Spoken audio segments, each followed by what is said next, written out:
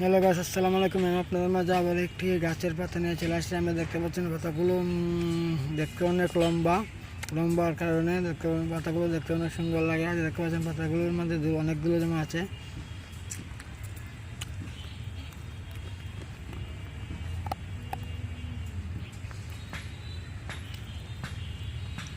Hello গাছ, আসসালামু আলাইকুম। আমি আপনাদের মাঝে আবার একটি গাছের পাতা নিয়ে চলে আসছি। আমরা দেখতে পাতাগুলো দেখতে অনেক লম্বা, লম্বার কারণে পাতাগুলো দেখতে অনেক সুন্দর লাগে। আর দেখতে পাচ্ছি পাতার মধ্যে অনেকগুলো ধুলো জমা আছে। ধুলোর কারণে পাতাগুলো অনেক বৃষ্টি হয়ে গেছে।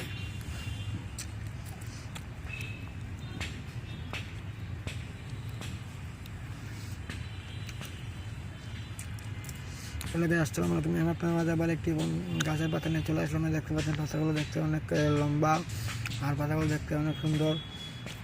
আর পাতার নাম যদি অবশ্যই আপনারা জানতে পারেন, তারপর আমাদেরকে অবশ্যই লাইক কমেন্ট শেয়ার করবেন।